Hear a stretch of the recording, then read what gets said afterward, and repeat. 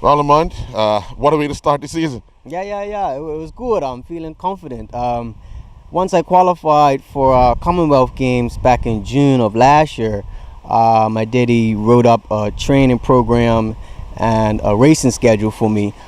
Shortly after, mind you, we realized that I couldn't go to Commonwealth because we just couldn't afford it. The amount of money I had spent on races qualifying, what it would cost to prepare, and then going away, being off the island. It's in Australia, so you're talking, 2-3 weeks off the island, loss in wages, spending money, so we just realized we couldn't go. It was financially, but we still said we'll stick to that program, and it's paid off, because to debut like I did in the 5K indoors was definitely a positive start. Like I said, unfortunately, it's just it's a rich man's sport now. When you start talking about 5-10 races a year and out of pocket, I get a lot of help from my sponsors, as well as you get some back from prize money, but it's expensive, and that's not just for me.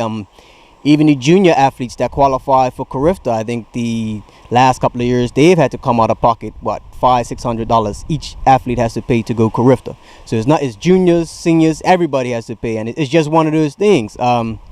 Moving forward, I was looking at the cross country I did last year, but I had to pay that out of pocket as well at the NACAC.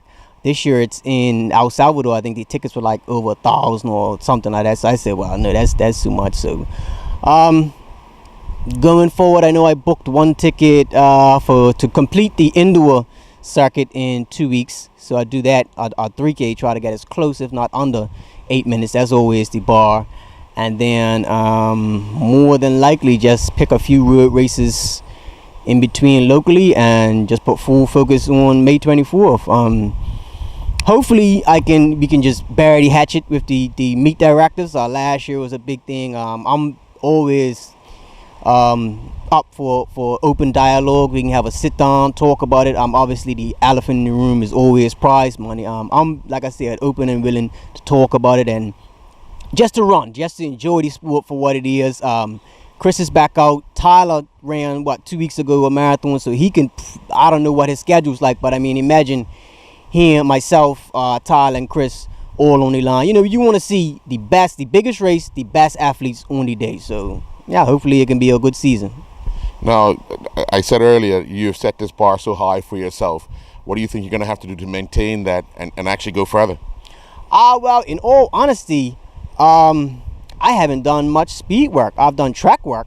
So that was the surprise, in that we've just been doing over the winter like 90 miles a week, long runs, tempos, hills. So once I do these next few races, and then maybe March, I would do some really fast 800s, 400s and stuff. We're really looking to go fast this year. Hopefully I can get in maybe like a 5 or 10K. I'll put a pin in the steeple for now. Like I said, being that I'm not going to Commonwealth, I can't afford to represent Bermuda right now. So just looking to run fast over those 5 and 10K distances, and then like I said, I put full focus on May 24.